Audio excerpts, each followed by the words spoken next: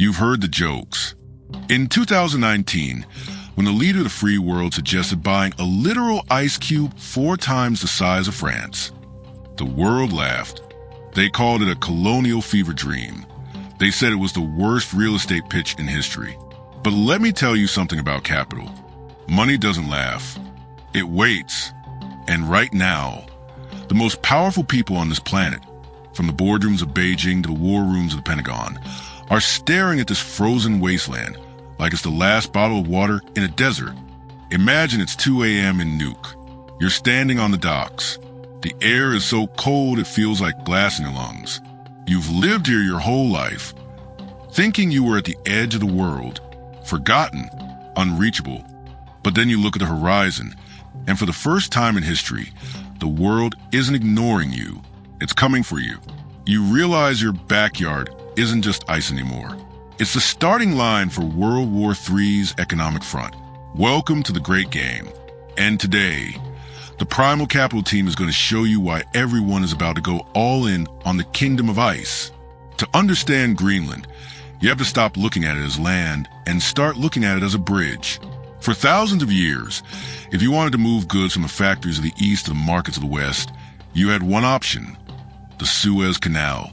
It's slow, it's expensive, and as we saw with the Ever Given in 2021, one unfortunate, sideways ship can delete $10 billion of trade per day. But the ice is melting. This is where the cinema gets dark. Climate change is a catastrophe for humanity, but for the masters of capital, it's a shortcut. As the Arctic ice recedes, a new route is opening, the Northern Sea Route. It cuts shipping time from Asia to Europe by 40%. 40%. Think about the fuel, the labor, the time. And who sits right at the mouth of this new highway? Greenland. Whoever controls these waters controls the new Suez. And if you think the U.S. is going to let China or Russia hold the keys to that gate, you haven't been paying attention. But let's say shipping isn't enough for you. Let's look at what's underneath the ice. If you're watching this on an iPhone, or if you drive a Tesla, you are a customer of Greenland. You just don't know it yet. The green energy revolution has a massive, dirty secret. It needs rare earth elements. Neodymium, praseodymium, dysprosium. Names that sound like sci-fi, but without them, the world goes dark. Currently, China controls about 90% of the global supply. They have the world by the throat. Greenland happens to sit on the largest untapped deposits of these minerals outside of China. It is the only place on Earth that can break the Chinese monopoly. When Trump offered to buy Greenland, he wasn't buying land. He was buying a hedge against China's total dominance of the tech industry. But don't think Beijing is sitting still. They've been playing the long game while we were laughing at the memes. They call it the Polar Silk Road. Even though China doesn't even border the Arctic, they've officially declared themselves a near-Arctic state. That's like me saying I'm near billionaire because I once stood outside a bank. But they aren't joking. China started offering Greenland billions for infrastructure, new airports, mining docks, massive undersea cables. It's the same playbook they use in Africa, the debt trap. They lend you the money you can't pay back, and when you fail, they take the land. The U.S. watched this happening and realized if they didn't act, the Chinese Communist Party would have a military base in the middle of the North Atlantic, 2 hours away from Washington, D.C. by jet. So why the U.S.? Why now? Because the U.S. knows that in the next 20 years, land is the only true currency left. We are entering an era of resource nationalism. Greenland is currently part of the Kingdom of Denmark. It relies on a $600 million annual subsidy from Copenhagen just to keep the lights on. It's an expensive bird to feed. The U.S. pitch to Greenland is simple. We will give you the wealth of the future. We will build the mines. We will protect the routes. You just have to switch masters. It sounds brutal because it is. History is a museum. It's a menu. And Greenland is currently the main course. But there's a problem. A big one. The people who actually live there. They remember what happened the last time a superpower moved in during the Cold War. And there's something else, something deep state that no one is talking about. A secret buried in the ice since 1950 that can make Greenland completely uninhabitable if it's disturbed. You want to know the real reason the price tag is so high? You need to understand Project Iceworm. You're back in Greenland, but this time we aren't at the docks. We're heading north, far north, beneath the surface of the Greenland ice sheet.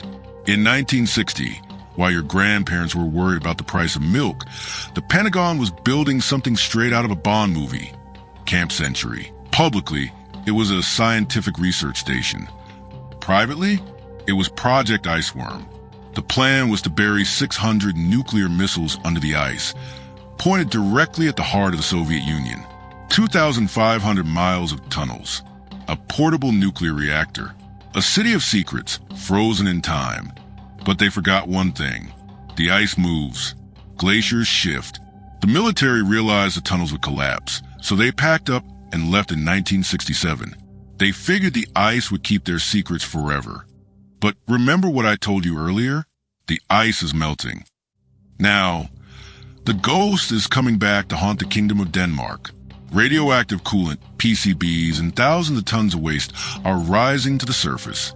Greenland's environment is literally a ticking nuclear clock. And here's the primal question. Who pays to clean it up? The US? Denmark? Or does a new owner take the bill in exchange for the treasure? But the US and China are playing chess. Russia is playing a much more violent game. While the West was focused on tech and microchips, Putin was building the world's largest fleet of nuclear-powered icebreakers. Russia has over 40. The US? We have 2. And one of them is basically held together by duct tape and prayers. Russia has reopened 50 abandoned Soviet-era military bases in the Arctic. Why? Because whoever has the most policemen on this new northern highway decides who gets to drive. Russia is currently claiming that most of the Arctic seabed belongs to them. They literally planted a titanium flag on the North Pole floor. Greenland isn't just land. It's the stationary aircraft carrier the U.S. needs to counter Russia's Arctic empire. Without Greenland, the U.S. is blind in the north. With it, we have the God's eye view. Let's zoom out, beyond the war and the waste. Let's talk about the Great Flip. In 50 to 100 years, much of the world's current wealth hubs will be uninhabitable. Too hot, too dry, or underwater. Places like Florida, Phoenix, and Dubai are fighting a losing battle with physics. As the globe warms, the livable zone shifts north. Greenland, which is 80% ice today, will one day be a continent of rolling hills, fresh water, and cool air. To the 1%, buying Greenland is like buying a 10,000-acre lot in Manhattan back when it was just a swamp. It's the ultimate generational hedge. You aren't buying for yourself. You're buying so your great-grandchildren can have a place to live when the rest of the planet is a kiln. Denmark is in a trap. They want to be the good guys. They love their autonomy, but they can't afford the price tag.